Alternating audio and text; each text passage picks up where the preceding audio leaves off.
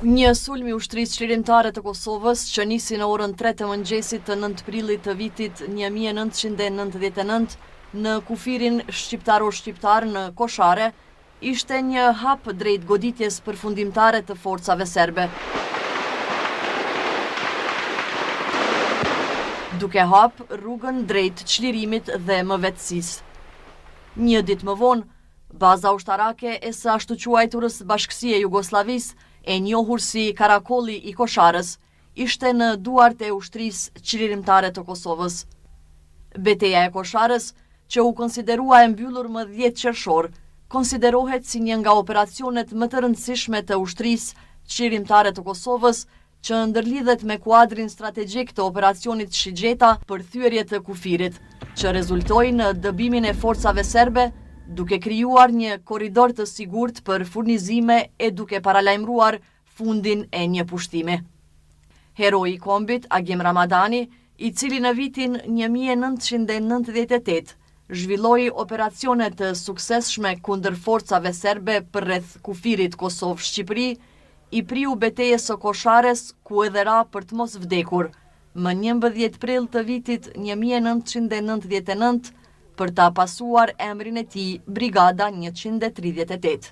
Kur erdhi çasti vendimtar, zgjodhi ta vërte gjithë shenin e tij në shërbim të lirisë.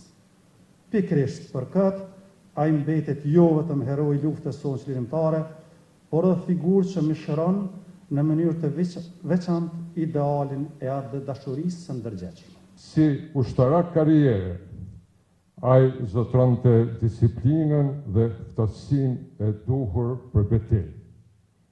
Por, brenda asaj uniforme të ushtrisë çlirimtare të Kosovës, rrihte zemra fisnike e një poeti dhe piktori.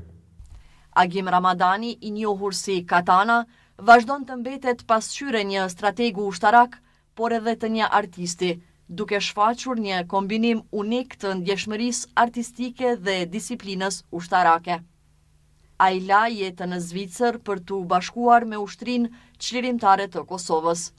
E 27 vjet pas, trashëgimtari i tij, Jetoni, bëri thirrje për unitet dhe përgjegjësi në ndërtimin e shtetit. Sot, pas 27 vitesh, ajo është krenar me ju.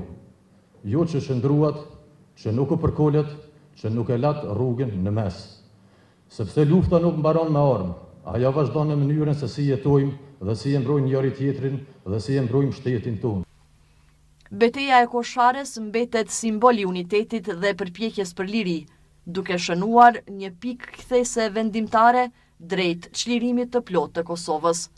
Dëshmorët e rënë dhe heronjtë e gjallë të kësaj beteje mbesin edhe mëtej pikë reference për hapat e mëtejmë të Kosovës.